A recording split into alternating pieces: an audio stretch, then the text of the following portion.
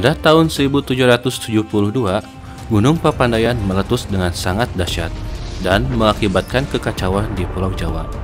Masyarakat yang tinggal di sekitar Gunung Papandayan beralian kacau di tengah malam karena melihat puncak Gunung Papandayan yang berpijar benderang oleh nyala letusan. Suara dentuman dan gemuruh menjadi pengiring di tengah teriakan orang-orang yang panik berlarian. Bola api dan bongkahan batu panas yang berpijar berterbangan di udara. 40 desa di kaki Gunung Papandayan binasa, dan hampir 30.000 orang meninggal dikubur oleh awan panas yang menerjang mereka. Sekarang, mungkin tidak banyak yang tahu tentang kejadian yang mengerikan itu, karena sekarang Papandayan dikenal dengan keindahan alamnya yang luar biasa, dan disebut-sebut sebagai gunung paling indah di Jawa Barat. Bahkan, para bangsawan Eropa pun pernah berkunjung ke sini. Teman-teman, pada video kali ini kita akan bercerita tentang kedahsyatan letusan Gunung Papandayan dan keindahannya yang luar biasa. Yuk, mari kita simak.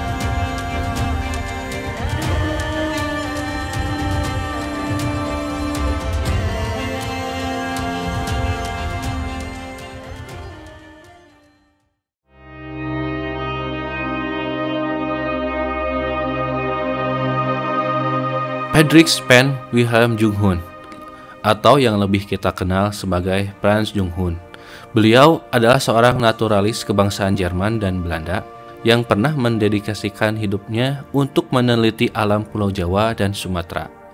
Dalam catatannya, dia pernah berpetualang ke sebelah barat Garut, yaitu Gunung Papandayan, yang berada di Kecamatan Cisurupan, Kabupaten Garut.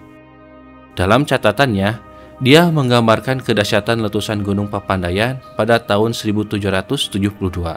Walaupun pada saat itu tidak ada satupun bangsa Eropa yang pernah melihatnya secara langsung. Diperkirakan puncak Gunung Papandayan terpenggal pada saat letusan dahsyat tahun 1772 dan membentuk morfologi tapal kuda seperti sekarang. Walaupun sangat sedikit sekali referensi tentang catatan sejarah letusan Gunung Papandayan, tapi Frans Junghun menggambarkan dengan sangat detail kejadian yang mengerikan itu. Letusan hebat itu terjadi pada tanggal 11 dan 12 Agustus tahun 1772 di malam hari. Pada saat itu, ini merupakan satu-satunya letusan yang diketahui dari Gunung Papandayan. Letusan ini merupakan salah satu letusan yang paling dahsyat dan paling hebat yang terjadi di Pulau Jawa, dan mengakibatkan kekacauan yang luar biasa di Pulau Jawa. Pada malam itu, penduduk yang tinggal di lembahan Garut berlarian panik untuk menyelamatkan diri mereka. Dalam gelap malam, mereka melihat puncak Gunung Papandayan yang berpijar benderang oleh nyala letusan. Letusan yang menyala terang mengalahkan gelapnya malam. Suara dentuman dan gemuruh letusan menjadi pengiring di tengah teriakan masyarakat yang panik berlarian untuk menyelamatkan diri. Bola api dan bongkahan batu panas yang berpijar berterbangan di udara, menghancurkan pemukiman yang berada dekat dengan puncak gunung, serta lahan pertanian dan perkebunan. Diperkirakan 40 desa di kaki Papandayan hancur pada saat itu. Sekitar 2.951 orang meninggal dunia pada saat itu, terkubur oleh awan panas yang menerjang selama letusan. Para penduduk desa yang terletak lebih jauh dari pusat letusan berhasil menyelamatkan diri mereka. Mereka berhasil menyelamatkan diri dari amukan awan panas dan hujan batu panas yang menerjang selama malam itu. Pada saat itu, masyarakat tidak tahu apa yang terjadi pada gunung yang menjadi tempat tinggal mereka. Keesokan harinya, mereka menyadari kedahsyatan letusan Papandayan. Puncak Gunung Papandayan yang mereka kenal sudah tidak ada. Sekarang menyisahkan celah kawah yang dalam terbuka. Setelah pagi itu, Gunung Papandayan masih mengeluarkan erupsi kecil yang menghembuskan dan letusan yang masih tersisa.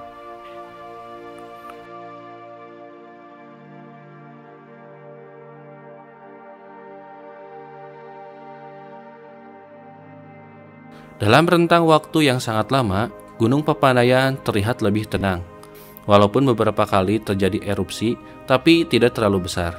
Sampai erupsi yang terjadi pada tahun 2002.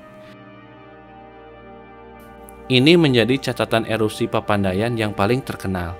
Terlebih, erupsi ini terjadi di zaman yang sudah modern. Bahkan, letusan ini masih teringat dalam ingatan saya. Waktu itu, selepas subuh, kita pulang mengaji di bulan Ramadan. Gempa mulai terasa mengguncang. Bahkan, rumah saya yang berjarak sekitar 20 km dari gunung masih bisa merasakan hebat guncangannya. Tapi, itu adalah tanda-tanda awal bahwa Gunung Papandayan akan segera mengamuk. Barulah pada tanggal 11 November pukul 16:02 terjadi letusan freatik. Sebagai informasi, letusan freatik ini adalah letusan dengan komposisi air, lumpur, dan gas beracun yang bisa terjadi akibat sesar, gempa, hingga pergerakan magma ke permukaan.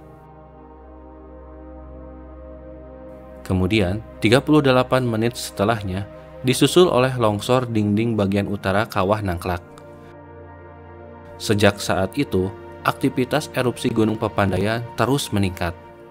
Banjir menerjang di sepanjang aliran Sungai Ciberem hingga ke Sungai Cimanuk sejauh 7 km, merendam beberapa unit rumah dan menyebabkan erosi besar sepanjang alirannya. Banjir lahar dingin ini juga sempat memutus akses jalan raya Cisurupan Cikajang. Pada tanggal 15 November, terjadi erupsi yang cukup besar, memuntahkan beragam material vulkanik. Bahkan, tinggi asap semburan diperkirakan mencapai ketinggian 6 km dari puncak gunung. Letusan yang terjadi pada tahun 2002 ini berlangsung sekitar sebulan. Hingga pada tanggal 19 Desember, letusannya dinyatakan berakhir, walaupun status gunungnya masih dinyatakan siaga. Pada periode letusan ini, sekitar 3.300 warga dari 5 desa mengungsi. Ratusan rumah tertimbun oleh aliran lahar dingin selama letusan. Dampak pada letusan ini terbilang besar. Ribuan hektar lahan pertanian dan perkebunan tertutup oleh material vulkanik. Ribuan hektar hutan dan cagar alam rusak, bahkan terbakar. Dan pada periode letusan ini juga terbentuknya hutan mati Papandayan, spot yang paling ikonik dari Gunung Papandayan.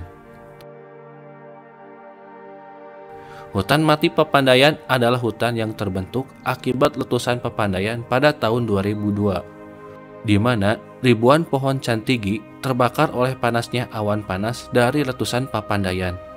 Uniknya, letusan ini membakar habis semua tumbuhan di area punggung kawah dengan hanya menyisakan ribuan batang pohon cantigi yang hangus terbakar. Batang-batang pohon ini masih kokoh berdiri hingga sekarang.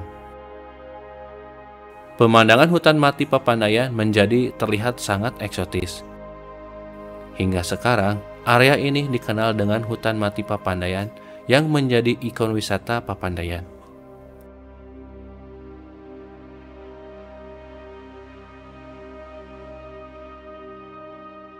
Sebetulnya, sangat sedikit sekali referensi tentang sejarah letusan Papandayan. Tapi, dari beberapa sumber dikatakan bahwa letusan tahun 1772 adalah letusan pertama dan yang menghancurkan tubuh gunung itu sendiri. Mungkin jika kita lihat, Gunung Papandayan itu mirip dengan Gunung St. Helens sebelum meletus. Kita bisa melihat bentuk utuh gunung seperti ini. Lalu, setelah erupsi yang hebat, menghancurkan tubuh gunung dan membuat celah besar di salah satu sisi gunung. Pada awalnya, kita mengira mungkin letusan Papandayan telah terjadi di zaman purba.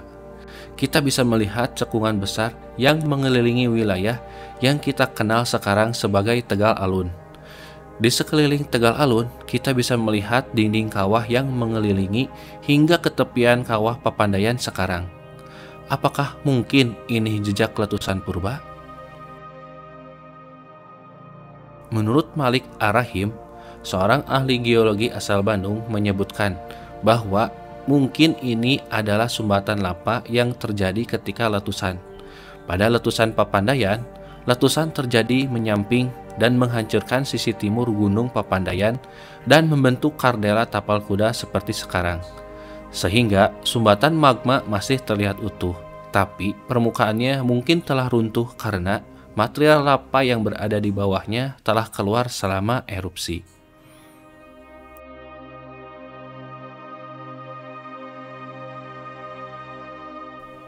Bukan hanya oleh generasi milenial dan generasi Z saja.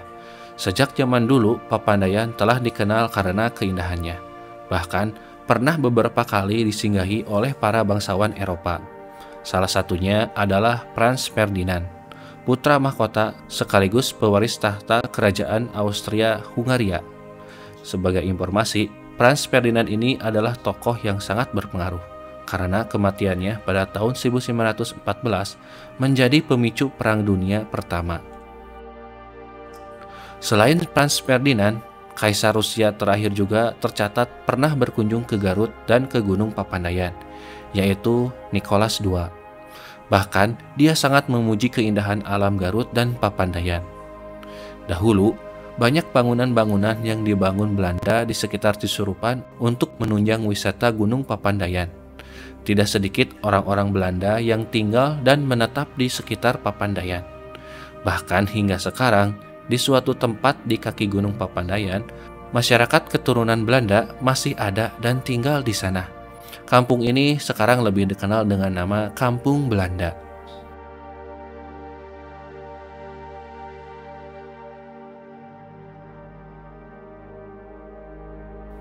Melintas zaman, hingga sekarang Papandayan masih menjadi destinasi populer di Garut.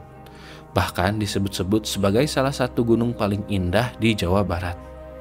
Gunung Papandayan dikenal karena ramah untuk para pendaki pemula.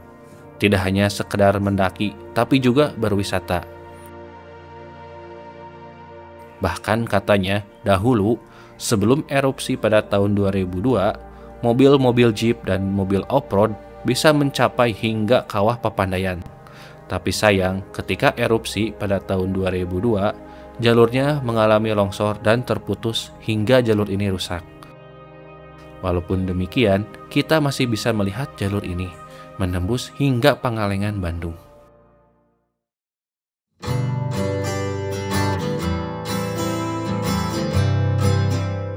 Sekarang, Taman Wisata Alam Papandayan berada dalam pengelolaan PT AIL atau Alam Indah Lestari.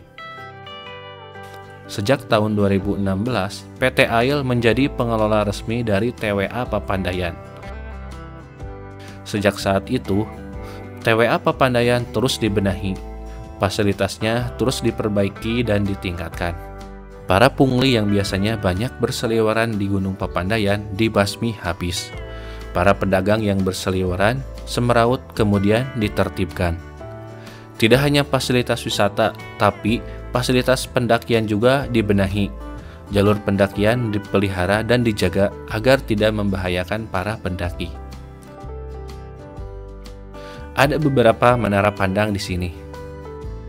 Dari menara pandang ini, kita bisa melihat pemandangan epik Gunung Papandayan, serta formasi bebatuan tua sisa letusan dahsyat pada tahun 1772. Sementara itu, di bagian sisi kiri juga dibuat beberapa penginapan dan cottage yang bisa dipakai para wisatawan untuk menginap. Serta tidak lupa juga kolam renang air panas dengan pemandangan yang luar biasa. Tapi, walaupun pengambil alihan pengelolaan gunung ini berdampak positif, tidak sedikit juga yang mengkritik PT AIL karena dianggap telah merusak kealamian Gunung Papandayan, serta kontroversi penetapan harga tiket yang dianggap terlalu mahal. Hingga pada awal-awal pengambil alihan oleh PT AIL, Gunung Papandayan sempat mendapat julukan gunung paling mahal di Indonesia. Tapi sekarang, seiring dengan fasilitas dan penyesuaian harga tiket, saya rasa harga yang ditetapkan sudah sepadan dengan fasilitas dan keindahan yang kita dapat.